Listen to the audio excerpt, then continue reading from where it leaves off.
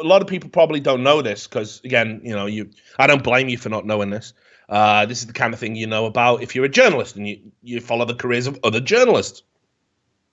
But Kurt Eichenwald was doing a report a long time ago. It was when he was in the Times, and he did an article in 2005 about the deep web and child pornography.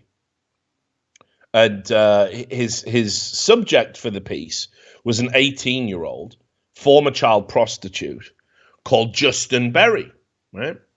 And the way Kurt Eichenwald framed it in his article was that he had discovered this former child prostitute and took him under his wing to get him away from predatory adults. But this is where it gets a bit controversial and weird, because Kurt decided to kind of take this very, if you're dealing with stuff like child pornography and child prostitution, you have to follow protocol because you want to insulate yourself from any allegations or accusations. The protocol is there to protect the journalist as well as the subject, because it's no good getting caught with a hard drive full of this shit and then I'm writing a book like they always pretend. You know what I mean? Nah, you're not. You're just sick.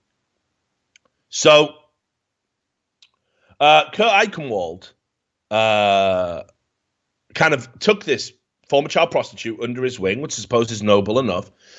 He made him quit drugs and get clean, and talk to the feds and run an investigation about the child pornography. A lot of people say that is a breach of journalistic ethics. I got to be honest here. I think if I was in that situation, I can't say I wouldn't have acted entirely dissimilar.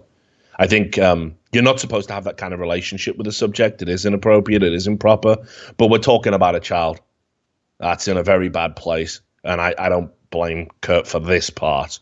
I would absolutely probably have behaved the same and probably would have to be like, yep, hands up. That's not what I should have been doing. But if I come into the world of esports and I'm always like, yeah, bloody hell, I'm going to, if I'm rescuing the esports waifs and strays, like you, Sam, and giving you purpose and a new future, a bright future. I'm like Jesus in many ways. I don't think I could do it. I don't think I could turn a blind eye for child porn and child prostitution.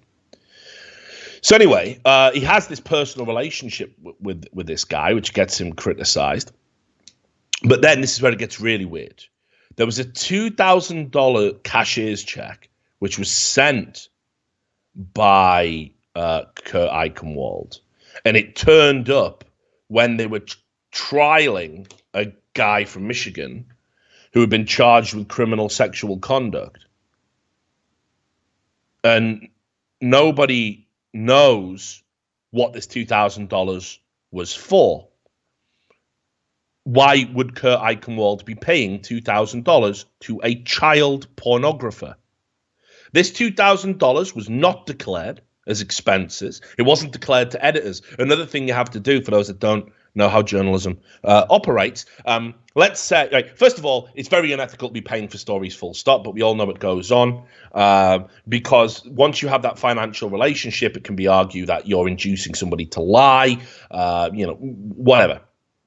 But if you do have to pay some money for an expense to gain access for something that's deemed valid and defensible by the publication, you must declare it to your editors. You've got to say, look, I have paid this person $2,000 because they have access to this, and the publication will run it through their expense sheet. They'll take the hit for it, even if it's out of your personal money, and they'll be ready to justify it. There's no surprises. Kurt Eichenwald paid this child pornographer $2,000 with a cashier's check, never mentioned it. Never mentioned it. And when this went public,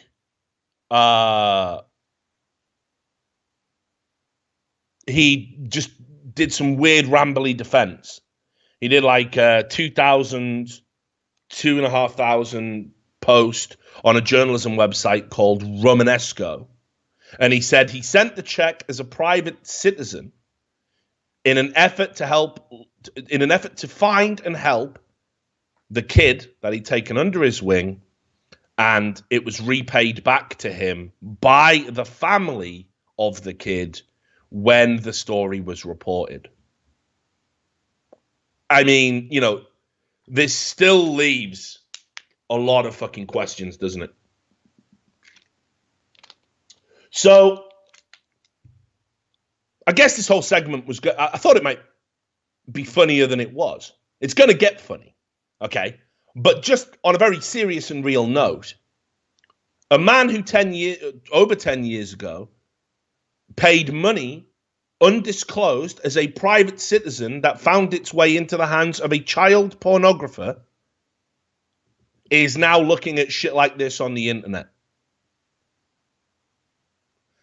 If I was Newsweek, and I keep saying this, it seems like every week now, every day we're doing the podcast, some leftist never Trumper has had some sort of ridiculous fucking meltdown and done something that is indefensible.